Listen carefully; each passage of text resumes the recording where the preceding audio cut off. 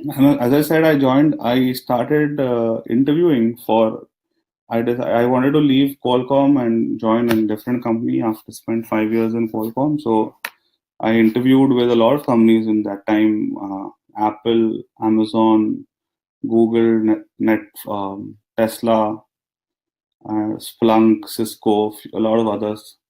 Uh, so I had two decent offers.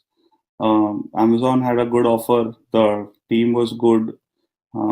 I spoke to the director at Amazon to explain me what is the future role for this project, and they suggested that Alexa and Echo devices are a big push from Amazon, and that's a new ecosystem basically, like iOS or Android. It's the voice ecosystem where you have skills and different apps on the Echo device. It's a new ecosystem which is coming up. It's a good opportunity to. It has a bits and pieces of everything. It has software, machine learning, voice. So the team was good, and that's how I decided to join Amazon. Interview process though was difficult. To crack any of these interviews, if you're looking in a software role, the process or the study prep remains the same. You have to extensively study for around 2 months, 2.5 months, and prepare cracking the coding interview. That's a pretty common book. I'm sure most of you have heard about it. Uh, you have to study uh, previous year's question paper. I mean, not question papers, but previous year's interview questions which have been asked, and kind of gauge the level of complexity of the kind of questions they're asking for that particular role. And then Lead Code and Geeks for Geeks are two websites which I had used to solve problems, like coding problems for different algorithms, etc. Uh, so yeah, I think once you do these three things, and be sure of what you have done in your previous work and can answer based questions based on that. So I would say, like, prepare the nuances of coding interview and um, lead code, and that will give you a good hands-on on answering data structures and algorithm questions. One thing which is new in the last few, I mean, I don't know if it was there previously, but nowadays all big companies are asking system design questions. So that is one thing which needs to be prepared. What I mean by system design is basically they can ask you how will you design a feed page of Facebook, or how do you design Netflix, how do you design Google, like where are the databases, what where's the server, kind of an entire architecture flow. And it can be as basic of designing a parking lot, designing an elevator system, designing an ATM machine. So these kinds of questions are also very popular. So data structures and algorithms can be prepared from Lead Code and Coding Interview book. System design questions have to be prepared online and from different books.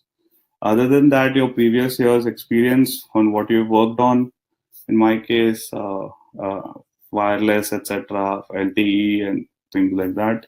And be strong on what you've worked on, be confident on what you worked on. If you've designed a project, if you've designed an automation framework, how did you design it? Why did you use these data structures? Why did you use different kinds of things? And go in detail and dive deep. And you should be able to crack any of these interviews. So right now I'm in a I have had a vertical switch. So mostly I don't have to sit and code as such every day. It's mostly dealing. I need to know coding definitely, because I have to interact with a lot of developers in different teams. So the current role as such is in performance analytics role, kind of a lead role where I'm the owner of, like, say, different experiments or different features which are coming out, and how they are to be tested, how they are to be analyzed, how automation has to be written to it, and how the data is to be processed, and what are the different project features. Like, there'll be different teams involved, so which teams will be involved where, and etc. So it's kind of a leading role for different voice features that come in. So I don't have to, like, code a particular feature every day, but Coding is definitely required to get into any of these big uh, companies like whatever Facebook, Apple, Netflix, Google, or any in these fields basically, which are mostly telecom or wireless or anything. Coding is required, but I was having a kind of a vertical switch now. So currently, I do not actually work on coding every day or day to day, or really pushing fixes or doing code changes. But it's definitely required during the interview process. Work culture, I actually do not know. I haven't worked in India, as you definitely know. So, but I know work culture. I mean, over here they are not that more flexible based on you can work from home whenever you want, and there are no fixed timings as such. It's everything is performance based. There are not too much politics or as that kind of things involved, at least that I know of. Uh, and it's mostly meritocracy. So on how you work and how well you carry yourself, that's what will determine your performance bonuses and your growth ahead. There's no loyalty as such. So everyone, you can be laid off anytime, or you can switch anytime you want. That's something which is different from India, where I think people continue to stay at the same work for a long years, 5-10 years. People over here switch rapidly in 1-2 years. If they see a good opportunity somewhere, they don't try to stick around too much. That's one noticeable difference which I've seen. Uh, that's about it. I haven't worked in India that much, so I don't know. Lifestyle is comfortable here, definitely. Comfort wise, um, it's pretty good. You are not traveling and standing in train and with hour fast every day. That wise, it's all that is good. Offices are convenient. You're driving there. The pay packages are pretty good once you get into a good company. So you have a life of comfort. That's definitely true. Lifestyle in that way is good, but you will definitely miss out on, at least when I do, is the some of the liveliness of India. You'll be won't have the festivals, etc., or your full family to the core for different functions, etc. And it's definitely not as lively as India is. But comfort wise, it is definitely better. You don't have to fight every day for basic things. That much is sure.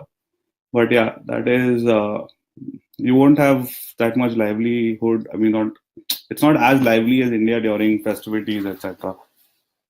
So course was good in UFCP, good and bad actually. I had taken a mix of management and telecommunications. Few of the courses I took were not masters worthy, which I regret in hindsight.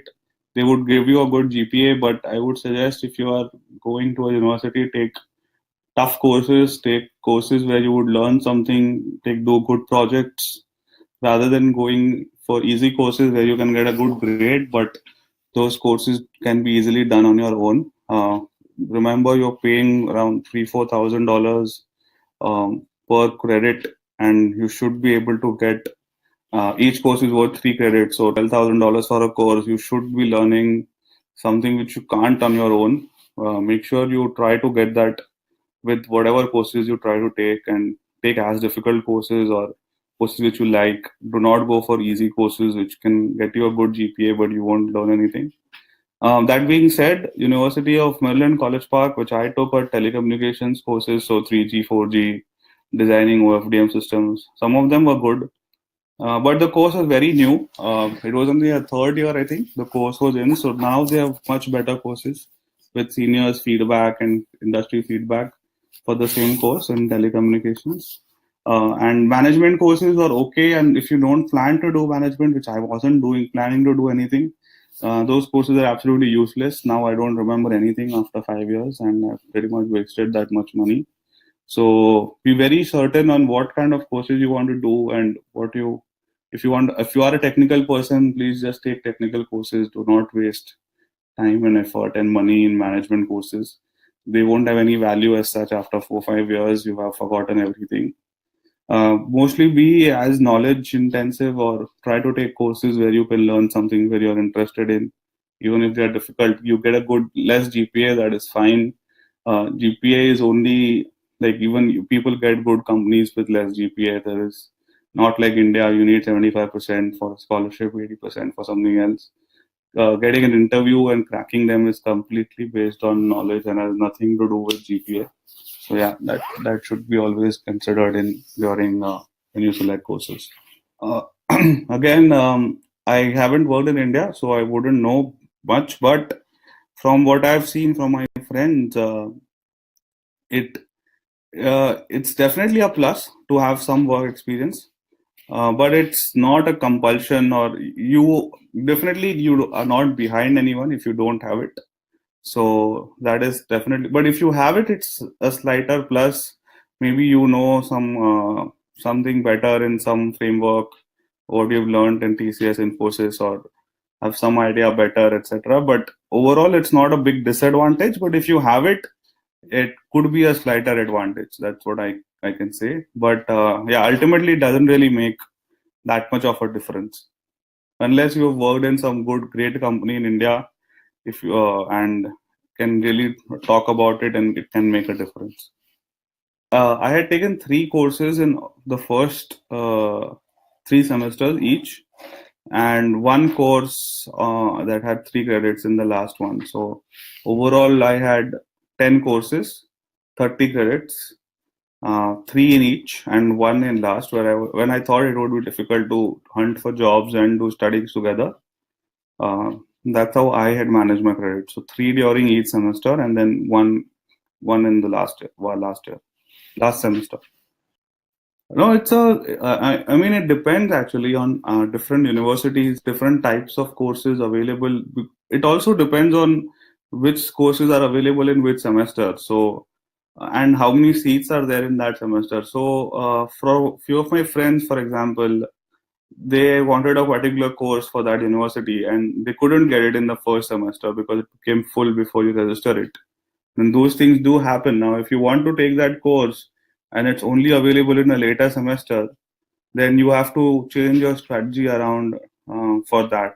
So it all depends on what kind of courses you want, when are they available, do you get them or not, and but that strategy is good even in hindsight. That in your last semester, when you plan to do job hunt together with your try to take a little bit easier uh, one or two courses which can be manageable, because you when you have like on-site interviews you have to prepare for 2 weeks, and if you have a midterm or whatever in between, it's going to be definitely a hindrance. So that is a fair strategy, but it can be changed and varied depending on what course is available when. That was a big plus. That was a big plus. Internship is a big plus because already get good exposure. So you have a big advantage or a good advantage over someone who does not have an internship. I already had worked in a big company, like T-Mobile is also a big company in wireless. Uh, so and you can kind of get questions from your T-Mobile or your internship work profile also during your full-time interview. So you should also be prepared for that, and it's definitely a big plus. But that being said, it's not a big disadvantage if you don't get an internship. If you kind of do on-site, on-campus courses and like do a research assistantship, etc. So in any university, internship can be good or bad, because if you go for internship, you leave your on-campus job. When you come back after summer has ended, your job is most likely and most definitely been taken by someone else, because that job needs someone to tend to during the summer. So people who go for internship miss out on, if they had an assistantship or a TA or something. Someone else who does not get an internship usually takes up that job. So it's settled for another year with that internship and assistantship. And then so it's a good and a bad thing. You can take it either ways. But yeah, it helps in when you're hunting for jobs. Ideal situation is study hard for a good internship and do your best for a good internship. And because they just have 2 interviews, very basic questions, and once you crack them, you get an internship. Most likely they convert it to full time when you avoid the 6 7 interview process when you want a full time job, because that's a difficult thing. If you're applying to a full time job, cracking 7 interviews is a challenging thing to do. It depends on which field you are in. I only know about wireless and CS. And for starting salary in CS, wireless is 125, probably 120, 125 in a big company, and CS would be around 130.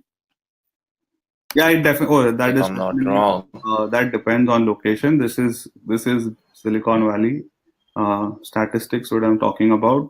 It will depend if you're in the East Coast, if you're in Texas, it goes down by roughly 10-20% from the numbers I stated. I would have. So I took a few easy courses. I would do that differently. Definitely, I would take good tough courses, even if that means I get less on GPA.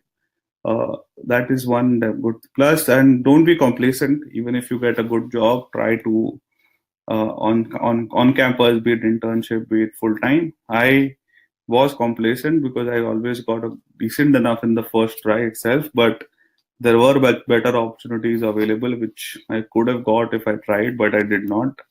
So that is one other thing which could have been done differently. Other than that, nothing. Just do your best. It should be good enough. Opportunity is there. Only thing which can go wrong, it's not in your control, is visa situation.